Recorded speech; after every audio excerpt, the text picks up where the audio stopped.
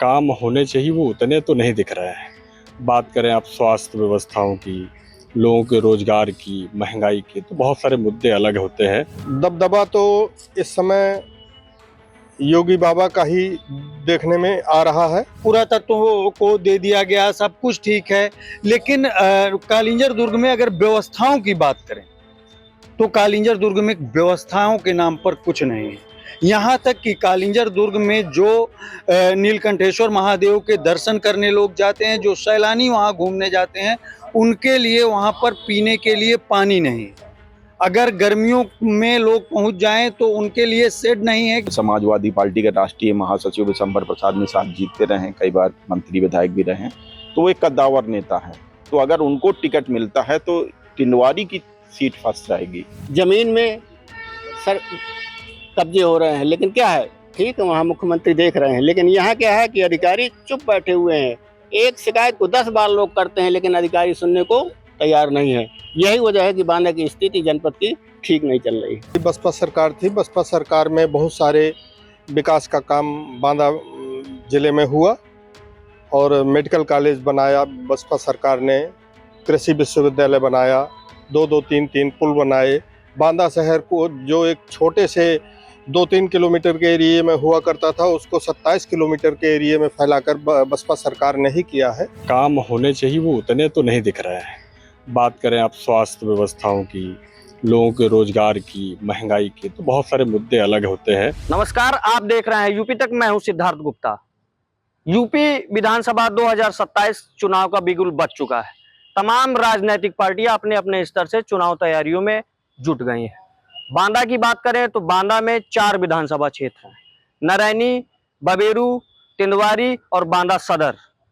4 विधानसभा क्षेत्रों में 3 भारतीय जनता पार्टी के खाते में है और बबेरू विधानसभा की सीट सब समाजवादी पार्टी के खाते में है। मेरे साथ यहाँ बांदा के कुछ दिग्गज पत्रकार मौजूद हैं। बांदा में इस समय क्या चल रहा है, कौन सी सीट पे कौन सा क्या गुल खिलाएगा, आइए सीधे इन्हीं से रूबरू कराता हूँ आपको। क्या नाम है आपका? मेरा KS दुबे नाम है। अच्छा, बांदा में इस समय क्या हलचल चल रही है? कौन सी सीट पे किस पार्टी का दबदबा, किसका टिकट कटने वाला है?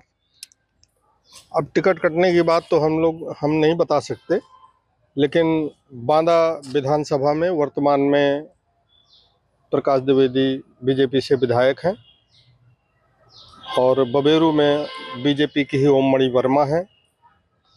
नरैनी में, बबेरू में सपा के विशंबर यादव हैं और तिंदवारी से बीजेपी के ही रामकेश निषाद विधायक हैं।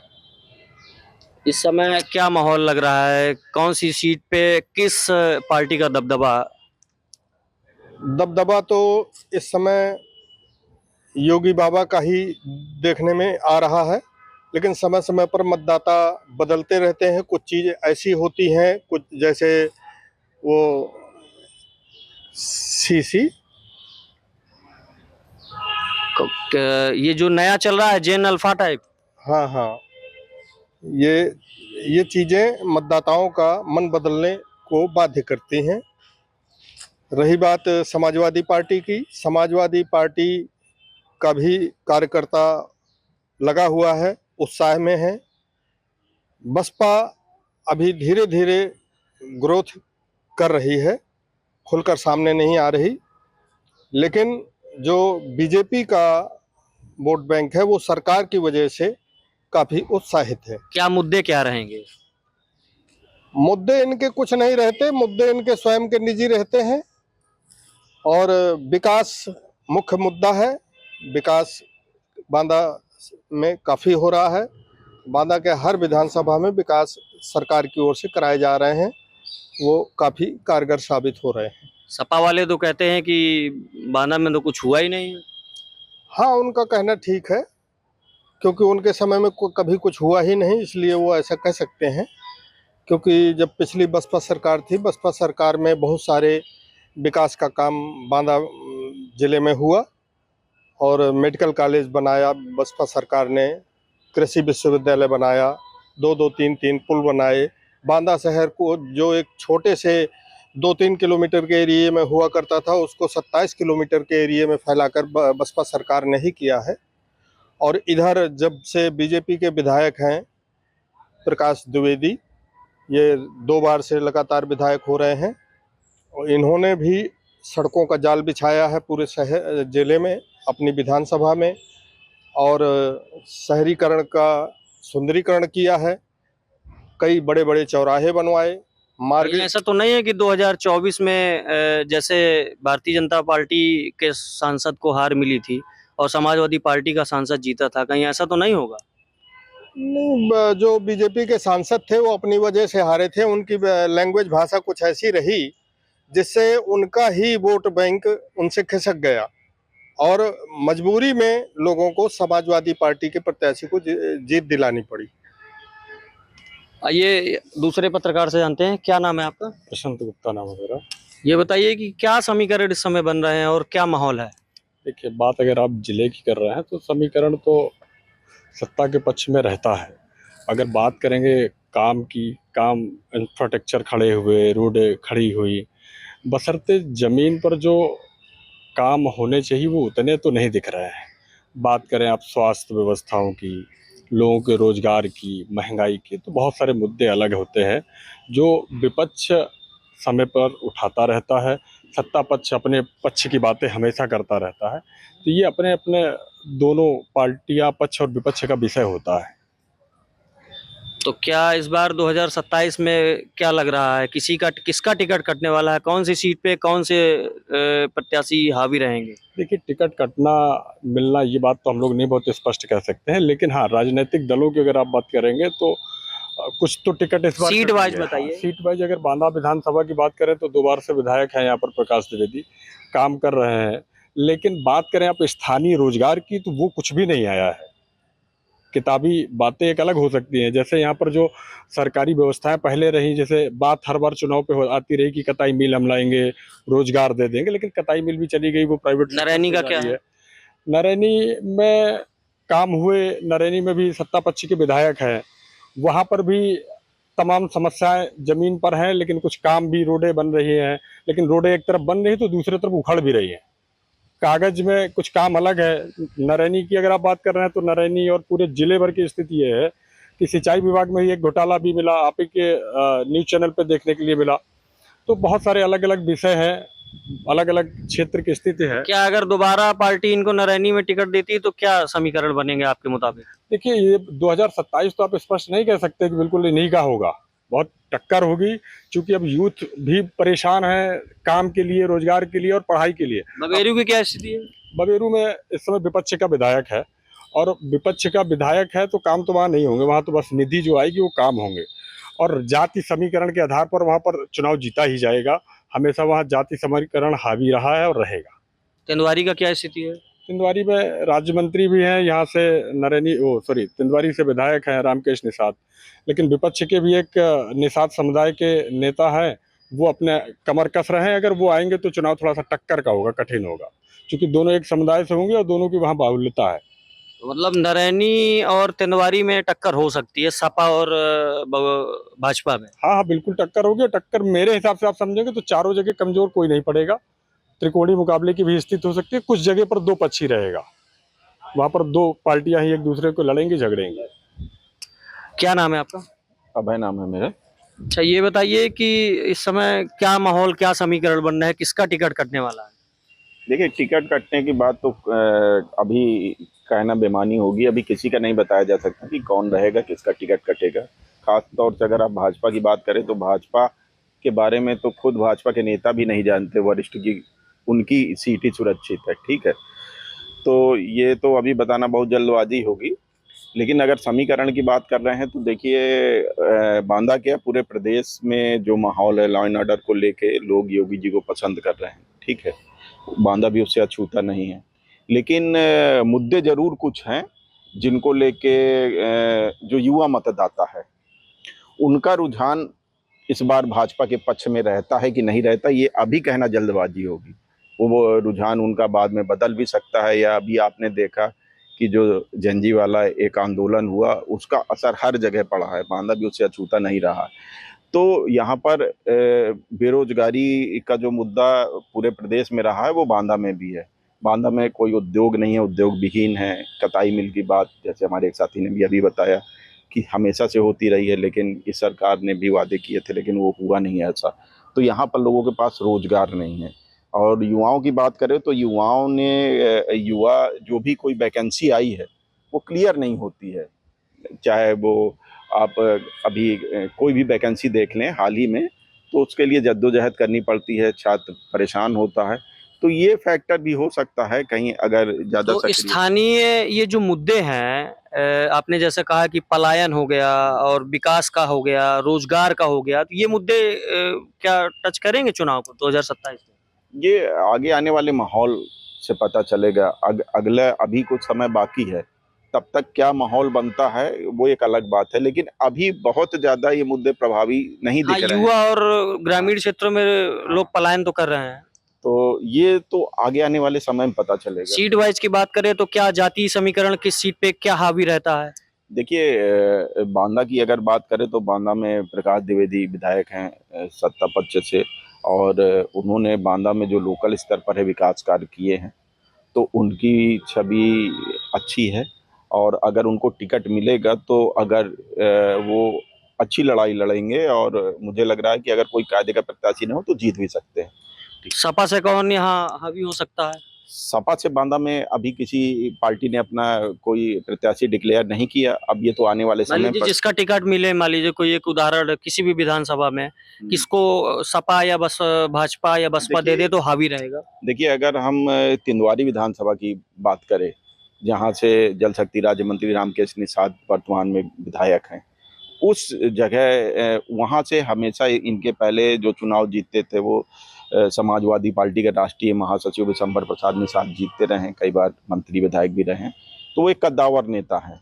तो अगर उनको टिकट मिलता है तो टिंडवारी की सीट फंस जाएगी, क्योंकि वही वोटर जो है रामकेश को जिताता है और वो वोट बट जाएगा। नारायणी का क्या है? नारायणी में वर्तमान में भाजपा की विधायक है उमड़ी वर्मा, और टक्कर देखने को मिली थी 22 में। इस बार भी मिलेगी नारायणी में। कारण क्या रहेगा? कारण ये रहेगा कि नारायणी के विकास की बात करें तो विकास कुछ बहुत ज्यादा नारायणी में नहीं दिखाई देता है। तो ये एक प्रमुख कारण रहेगा। बबेरू में देखिए, वहां से जातीय समीकरण के आधार पर विशंबर यादव 2 बार से हाँ, पटेल और यादव बाहुल्य है वो। तो वो वहां पर सपा और भाजपा का पिछली बार भी कड़ा मुकाबला था, इस बार भी रहेगा। अच्छा, क्या नाम है आपका? नंदकिशोर सेवर है। क्या लगता है इस समय 2027 में, क्या लगता है कि 2024 का रिजल्ट रिपीट होगा या 2022 का रिपीट होगा? क्या कहेंगे, क्या लगता है? 24 और 22 की रिपीट में तो ये है कि मुझे लगता है कि इस बार भी जो है सरकार तो इसी की बनेगी, भाजपा की। इसलिए कि माहौल ये दिख रहा है कि युवा जो हमारे जनपद का है 12-13 लाख, वो पूरी तरह से लगा हुआ है भाजपा में। लेकिन अगर विकास की बात देखें तो विकास क्षेत्र में बांदा में हमारे विधायक सदर विधायक प्रकाश द्विवेदी जी हैं, वो फील्ड में रहते हैं, युवाओं के बीच में रहते हैं। बाकी तो मुझे लगता है कि विधायक अपने वर्क में नहीं रहते हैं, ज़्यादा करके दिखते भी नहीं हैं। इनकी चौपालें वगैरह दिखती रहती हैं। इससे जो सदर का क्षेत्र है उसमें विकास तो है, लेकिन तिंदवारी में पता चला कि ये राज्य सरकार के मंत्री हैं, आज ललितपुर में है, मान लीजिए ललितपुर प्रभारी हैं। तो अब ये जनता के बीच में कौन रहेगा? भाई जनता के बीच में भी तो रहना चाहिए। अगर जनता के बीच में रहेंगे तो लोग सोचेंगे कि हाँ सही है। तो नारायणी और बबेरू का क्या स्थिति है? बबेरू में तो देखिए ज़्यादा से ज़्यादा ओबीसी का सिस्टम है वहाँ, और इन्हीं लोगों के वोट जो यादव हैं वहाँ और पटेल हैं, उन्हीं के द्वारा ही पूरा चुनाव रचा जाता है। और कौन किसके तरफ हो जाए, ये आज का युवा जो है समझ में नहीं आता कब किसके साथ हो जाए। तो कुल मिला के बांदा में ये देखा जाए कि जातीय समीकरण हावी रहता है, कुल मिला के हाँ, मुद्दे जातीय समीकरण, खास तौर से मुद्दे युवाओं को जिसने ठीक से समझ लिया, युवा को नहीं लोग समझ पा रहे। आज देखिए पुलिस है, परेशान करती है युवाओं को। जमीन में सर कब्जे हो रहे हैं, लेकिन क्या है, ठीक है वहाँ मुख्यमंत्री देख रहे हैं, लेकिन यहाँ क्या है कि अधिकारी चुप बैठे हुए हैं।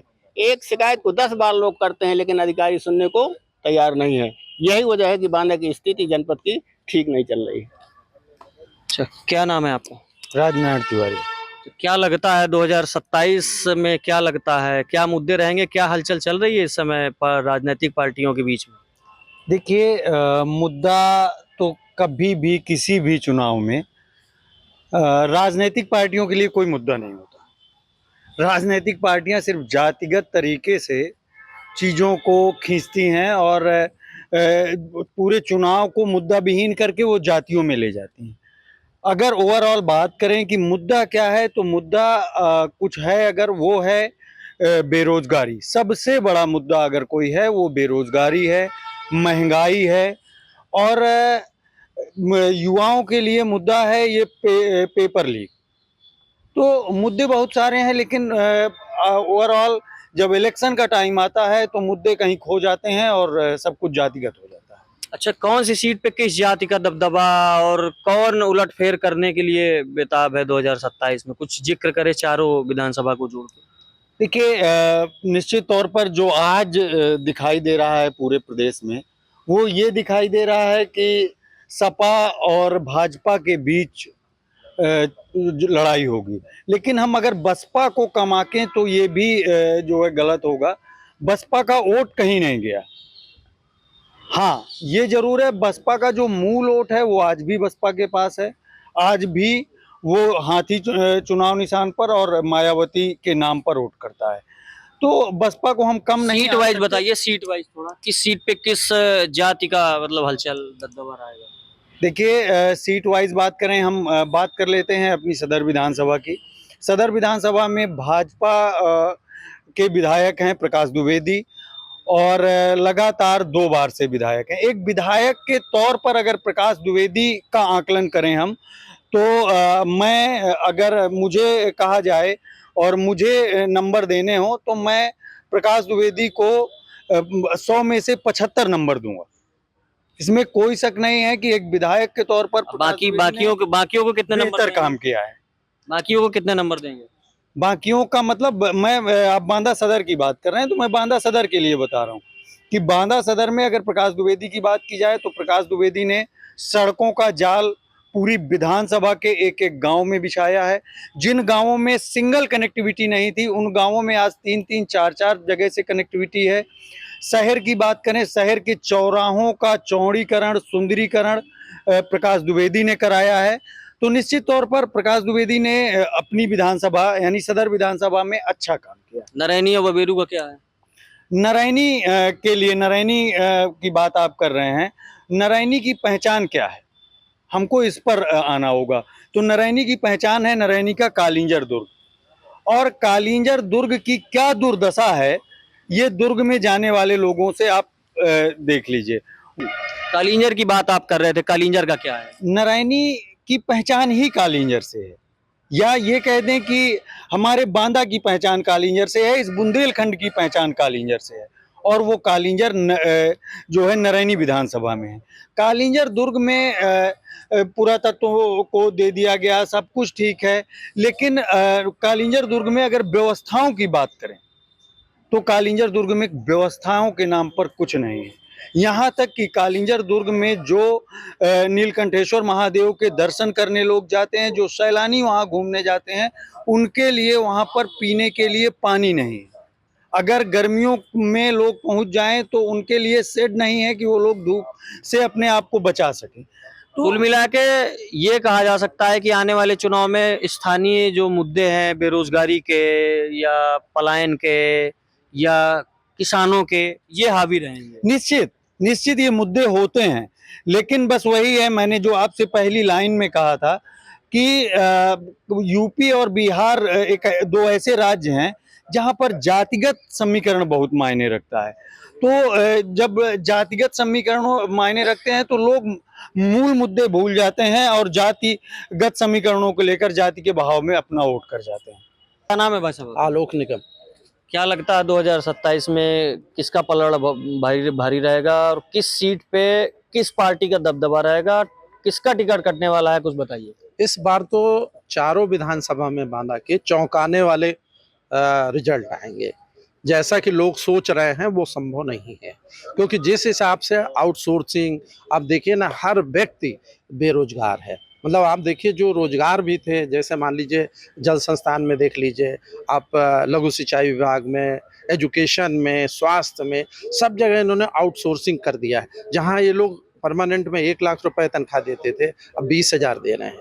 तो अब ये भी मुद्दे इनके लिए चौंकाने वाले होंगे। जो नवयुवक है ना, तो वो डिफरेंट तरीके से आम जनता के क्या मुद्दे रहेंगे और चारों विधानसभा सीटों में क्या मतलब जाति का क्या समीकरण बैठेगा? जाति का समीकरण तो देखिए बहुत हावी नहीं रहेगा। मेन आएगा जो आपका विकास और आपका रोजगार। तो रोजगार को देखते हुए ये मतलब आप देखिए कि रोजगार को देखते हुए ये मुद्दा हावी होगा और इसी में गवर्नमेंट पलटेगी। और आप सोच रहे हैं, जैसे लोग कह रहे हैं ना कि फलाएगा, लेकिन मुझे नहीं लगता कि कोई आएगा। देखिए, साफ तौर पे यहाँ के जो दिग्गज पत्रकार है उन्होंने बताया है कि 2027 विधानसभा का चुनाव का रिजल्ट जो होगा वो चौंकाने वाला होगा। अब 2022 में भारतीय जनता पार्टी को यहाँ से 3 सीट मिली थी, समाजवादी पार्टी को 1 सीट मिली थी।